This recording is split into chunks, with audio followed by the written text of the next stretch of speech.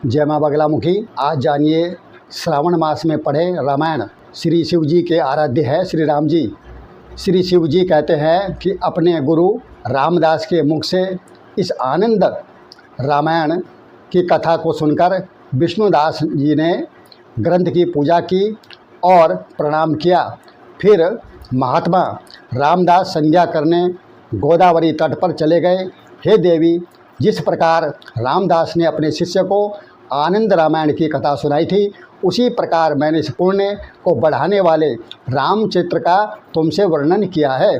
माता पार्वती जी बोली, हे देव, जब वाल्मीकि जी ने इस रामायण की रचना की थी तब ये रामदास और विष्णुदास कहाँ थे? ये मुझे एक संशय उत्पन्न हो गया है, इसे आप बताइए। शिव जी बोले, हे पार्वती, श्री वाल्मीकि मुनि त्रिकालदर्शी थे, जिससे राम जन्म होने के पूर्व ही उन्होंने सब भविष्य जानकर पहले ही इसकी रचना कर दी थी। इसलिए हे शैलपुत्री, तुम इस संबंध में कुछ भी संशय न करो।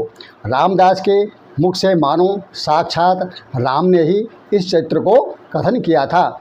इसी कारण यह ग्रंथ इस संसार में भुक्ति मुक्ति का दाता हुआ है।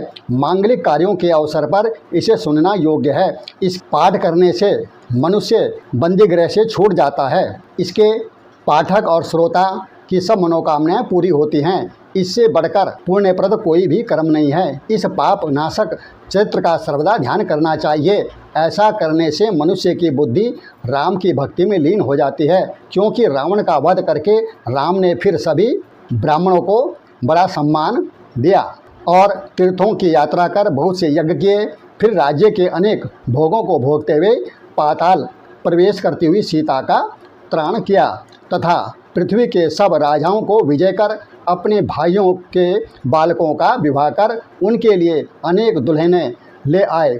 लोगों को विविध प्रकार का उपदेश देकर हस्तिनापुर के समीप गंगा तट पर स्वयं परलोक एवं सौधाम को चले गए। इस प्रकार जिन राम जी के वाम भाग में सीता, आगे हनुमान, पृष्ठ भाग में लक्ष्मण, शत्रुघ्न तथा भरत, वाम भाव में और वायव्य आदि कोणों में सुग्रीव, विभीषण तथा जामवंत विराजित हैं, जिनके मध्य में नीलकमल समान सुंदर सुशोभित श्यामवर्ण श्री राम जी विद्यमान हैं। मैं उनका भजन करता हूँ। जो इस पूर्ण कांड को सुनता है वे परम पद का भागी होता है, उसकी हर मनोकामना पूरी होती है। भक्तों, इस पवित्र आनंद रामायण का सादर कीर्तन और श्रवण करें। यहाँ पूर्ण कांड समाप्त हुआ। जो श्रावण मास में श्री राम जी की कथा सुनते हैं उन्हें शिव और पार्वती हर प्रकार का सुख देते हैं, उनकी मनोकामना पूरी करते हैं। जय माँ बगलामुखी।